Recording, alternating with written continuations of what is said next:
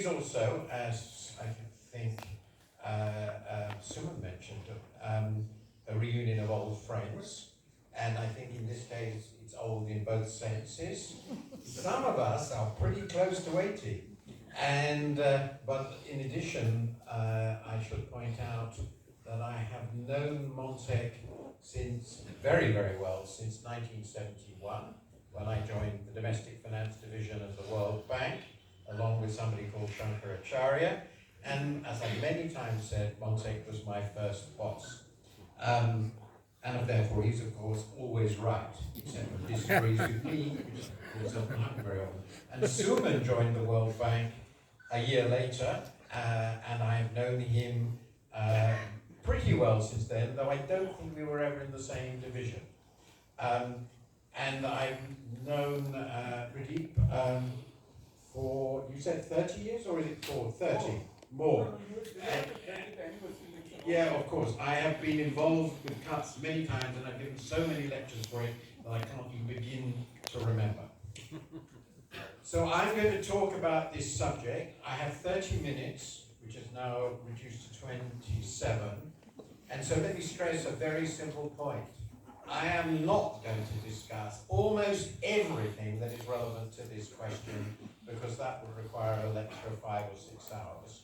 I'm predominantly focusing on the area of my comparative advantage, which is what's happening in the world, and how that might constrain or affect what India can do.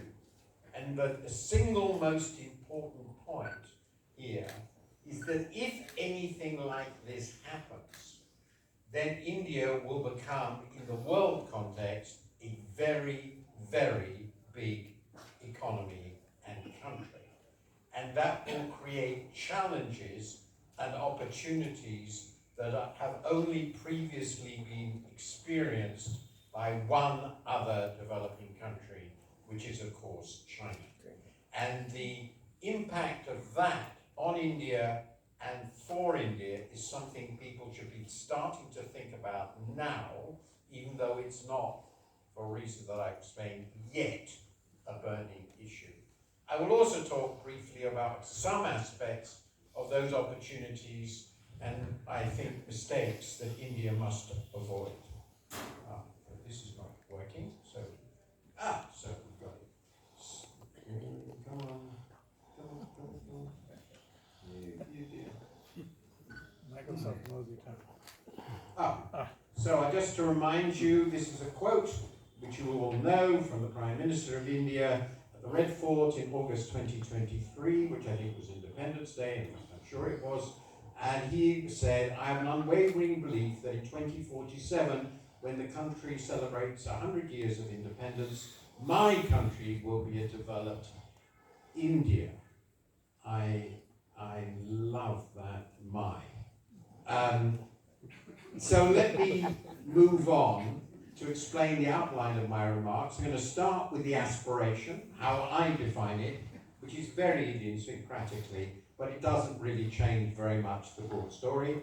Then I'm going to talk about the big background issue, which is the global economic slowdown, which I think is structural and permanent, and the significance of that, just to get there, is that if India does anything like this, it will mean that India's economy will be growing over 25 years or so, at least twice as fast as the world economy.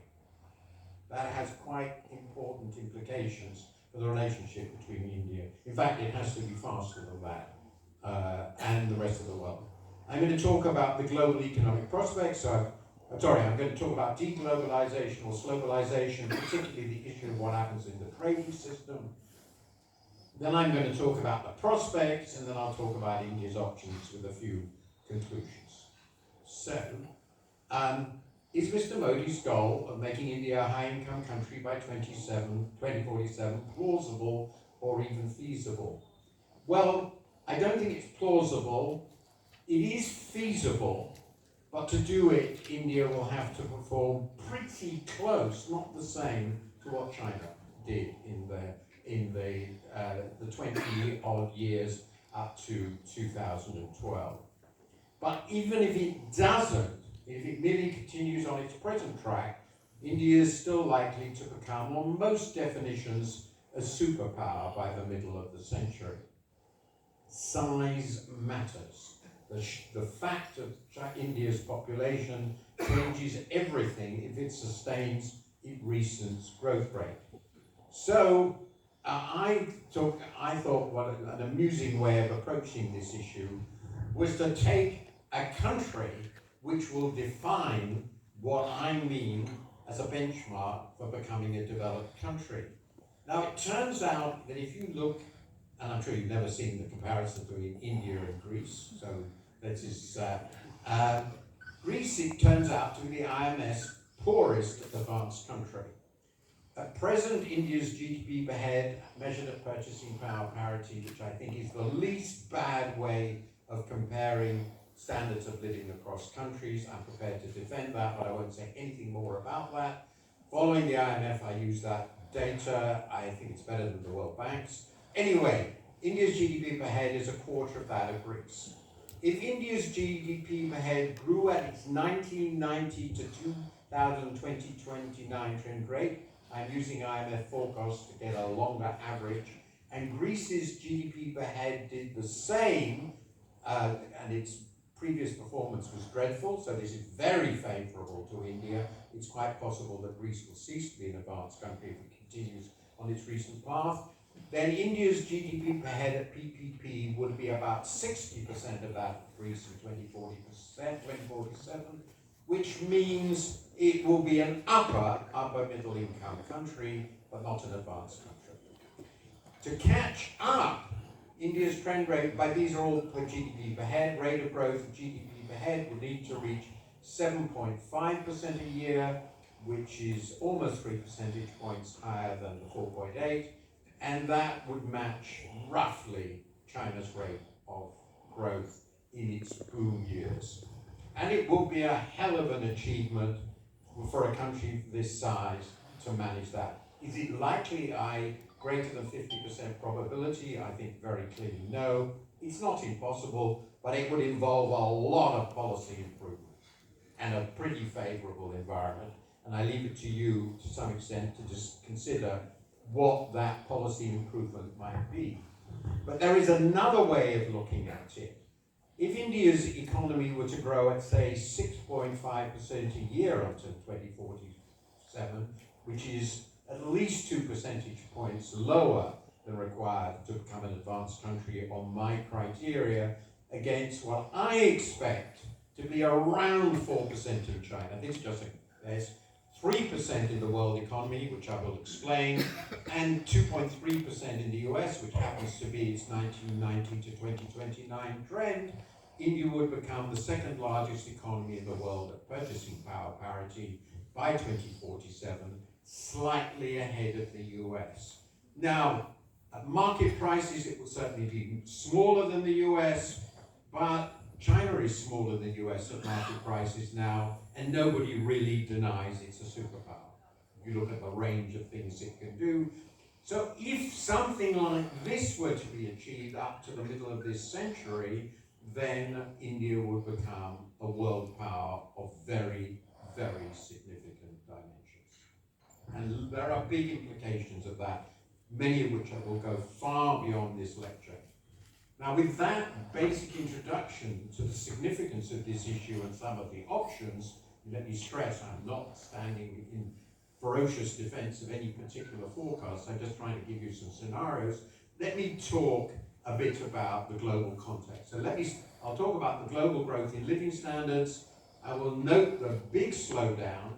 I'll talk about the causes of it and reasons for optimism and pessimism about the global future. So let me just focus on these charts. So what I got here, I've got three I think in this, these are all growth of GDP per head in the world and in developing and advanced countries. And what I've done here is take 10-year moving averages. So these are trends. This is follow very much what Suman said, long-term trends, not fluctuations. And I've placed them at the end year. So if you look at any particular point, this shows, and these charts, this shows the average of the previous 10 years growth rates, and you will see, I think, two essential things, or maybe three essentially.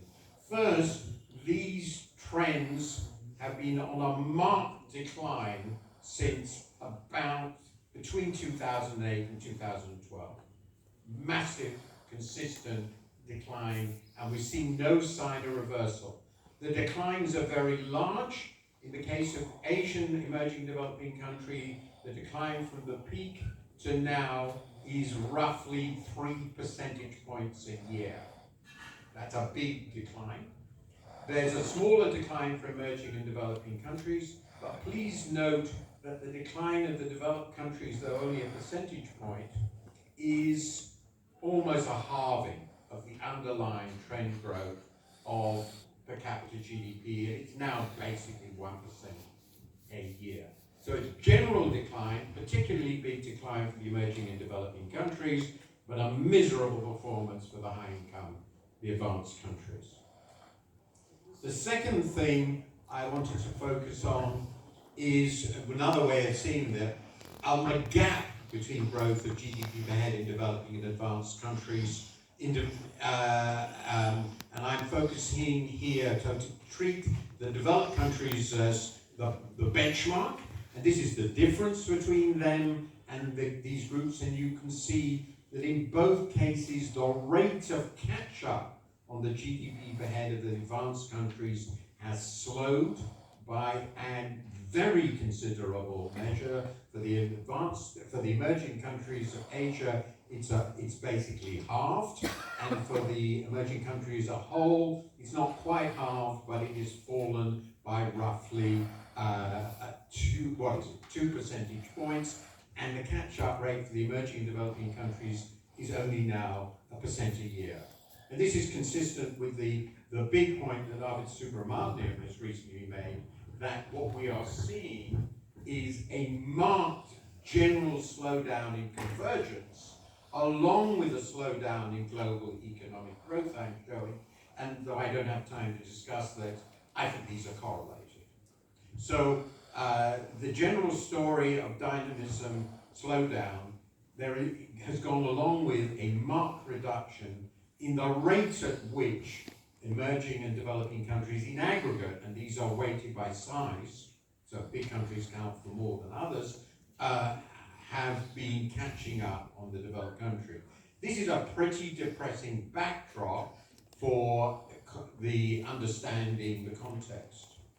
Now the final chart I want to show in this set is about where India fits into this sort of picture. And to do that, I have done something which I've done quite previously before, which is essentially the same mechanism as I've showed before, over the same period, the same averages, but I've taken the 7 largest emerging economies by GDP per head, by GDP at PPP, so I focused on the large economies and seen what has happened to them. And here you can see that the single most striking feature, which is the red line, is the dramatic decline in trend growth of China since about 2012. And between 2012 and the forecast for 2029, which I think are very plausible, the trend growth rate has gone from 10 to 4. And that is a startling slowdown. I don't have time to discuss why this happened. The second point that I'm going to make is that the light blue line is India, and given there have been some big shocks in here, above all the pandemic, India's growth of GDP per head has been between, over 10-year periods, has been between 4 and 6, and has remained within that band very comfortably for what will, if these figures are right, be a good 30 years. Remember, these charts really start in 1990. Actually 40 years, I apologize. So, and it's chugging along between 4 and 6%, remember, GDP per head, PPP. The only other countries that have had a comparably good performance of these large emerging countries and not as good as India are Indonesia and Turkey. Russia has collapsed, Brazil and Mexico are a disaster. So India has a notably good performance, and at the moment, the forecast is it will be the fastest growing of these countries over the 2020s. So now I want to talk, that's the picture of what's been happening and the future, and I think the most important conclusion I would reach this is the world economy's growth has slowed quite fundamentally, and if I turn from GDP per head to GDP, I think it's a reasonable guess that the world is going to grow at about 3% a year at PPP. These are not certain, but it will be my best guess. Now, why the slowdown? What has caused the slowdown we see? Well, there are a number of points I would make. First, the very strong performance before 2007 was in significant measure a bubble economy associated with a one-off colossal financial sector boom, not a trend, and therefore the end of this was structural. The second reason for the slowdown, or I don't know why I missed a zero, is the impact of multiple shocks. The global financial crisis, which is really a transatlantic financial crisis between 2007 and 2015 when it ended in Europe, and of course the recent pandemic, inflation and war. But we don't see any real sign that those shocks fundamentally change the picture I show. I think, I don't have time to, there's been consistent over-optimism about the long-term impact of new technologies on underlying trend productivity growth, and I believe that continues. There's, in my view, hugely exaggerated hopes of what AI will do to productivity, but we will see. 4, very important, rising uncertainty about all the shocks we've had, and I've listed a whole lot of them, which have discouraged investment in many, many countries, both emerging and developed.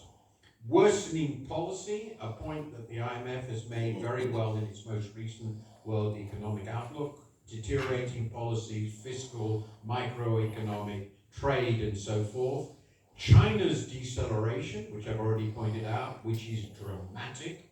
And finally, the move from rapid globalization and opening of economies to its opposite, or at least to something close to it. Now let me refer to that very quickly in this next session, which is what's going to happen to the world trading system and the openness of the world economy. And remember that in my view, that's as important to India, possibly even more important than how fast the world economy grows, because it affects how easy it is to expand trade in the context of any given growth rate. Of course, these deglobalization, or what's sometimes called slowbalization, is going to affect the growth rate of the world economy. I've said it's one of the reasons for slowdown, but it also affects the rate at which trade can expand for any fast-growing country. And here I think I will make a point I don't think I've made before.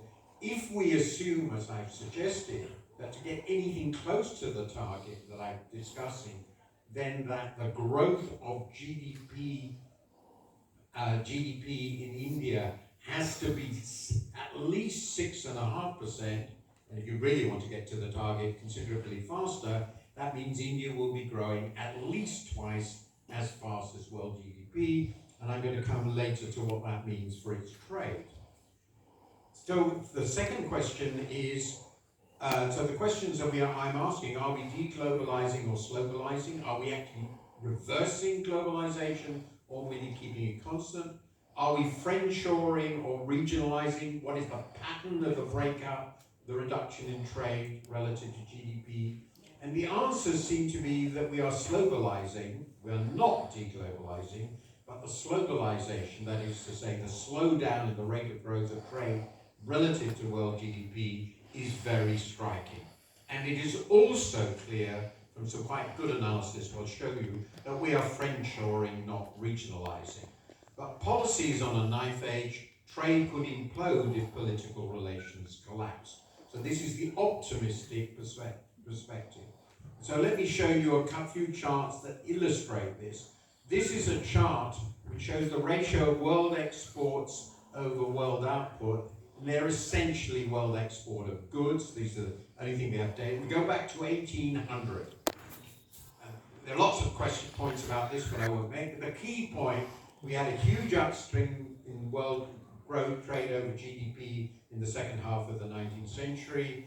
This ended with the First World War and led to a total collapse after the Great Depression, the Second World War. After that, we had a massive upswing in world trade relative to GDP, creating the most open world economy in the history of the world, as far as we know. And since 2012, this has been fluctuating, but more or less stable. So roughly speaking, we moved from a period when trade grew twice as fast as world GDP to a period when it's grown roughly as fast as world GDP, and that's the globalizing period. Now, interestingly, my friend Richard Baldwin, in a whole series of papers and books, I won't go into it, has pointed out that services have by and large been doing better. Not dramatically better. You can clearly see that the trend of service growth relative to world GDP is slowed. It's shown in both of these two charts, but it is now not much faster. Now it's still faster than world GDP. So services look better, but remember services are much smaller relative to world GDP than manufacturers, even now. And the final chart I want to show in this section is this question of friendshoring. This is a very nice little analysis by the WTO, which shows world trade in dollars, it's nominal dollars, as an index, and it divides world trade between trade within blocks, political, economic friends. I won't discuss how they achieve this, and cross blocks. So what you can see is over the last 2-3 years, there's been a marked decline in trade between blocks against trade within blocks. In other words, friendshoring is indeed beginning to be seen in the numbers. Now, what does all this mean for the future? Well, there are reasons for optimism.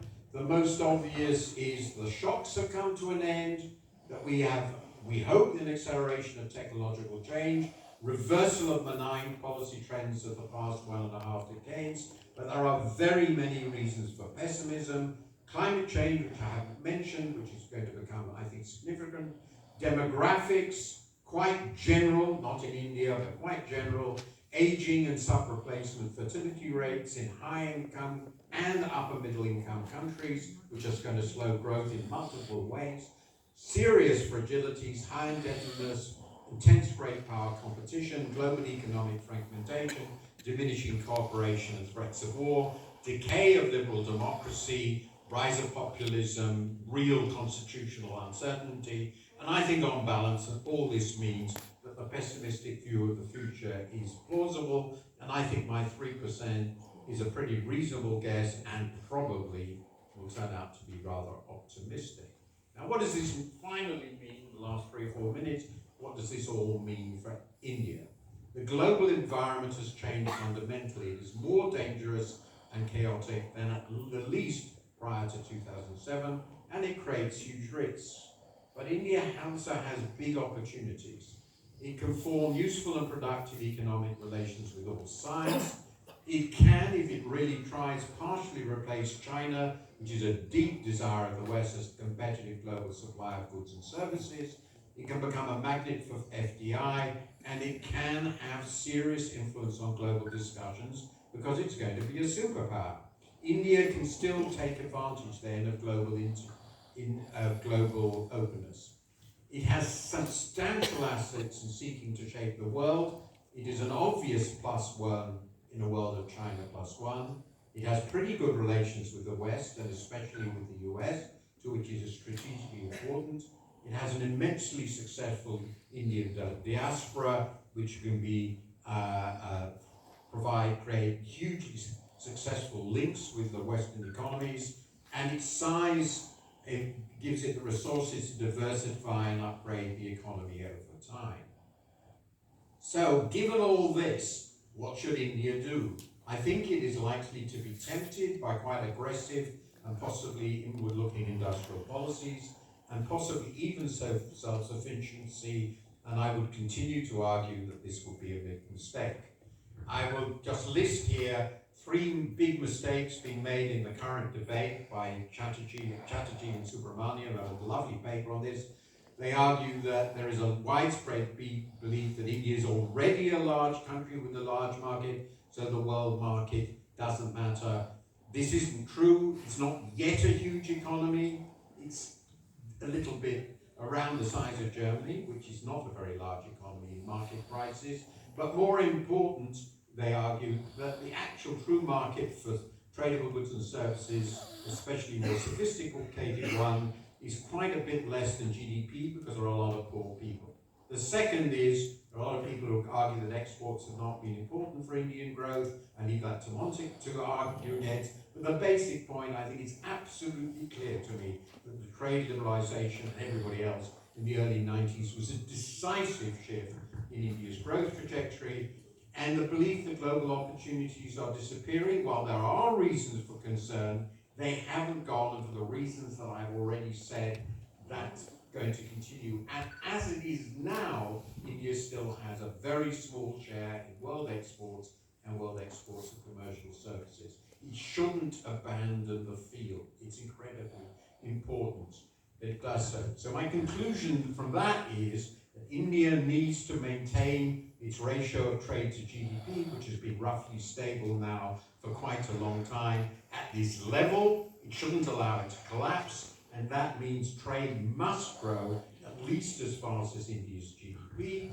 And to do that in this difficult world, India has to pay a lot of attention to preserving the competitiveness of a whole range of India's goods and services. The obstacles to the necessary progress, I think, lie overwhelmingly, at least in the next 10 years or so, barring catastrophe worldwide, in domestic policies and institutions and politics. Inclusive and rapid growth on the desired scale, we've discussed it already, will require, I believe, sustained openness, but of course also huge investments in physical and human capital.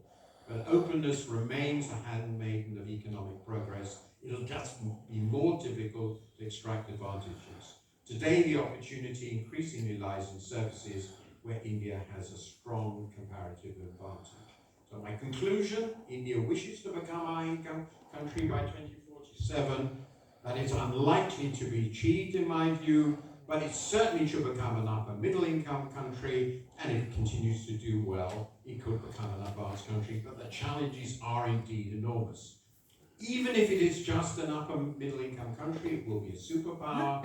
The slow-growing, shock-prone and fragile world we now confront is going to make this rise difficult. That means that India will have to work even harder to use its influence to shape that world in a favorable direction, and to shape itself to exploit the opportunities it will still have, but which are likely to be more difficult, in some respects at least, than they have been in much of the last 30 years.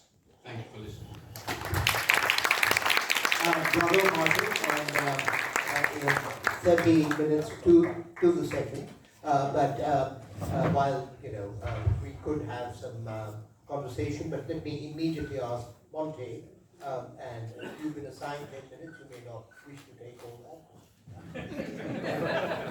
No, because you are... One thing for half an hour also.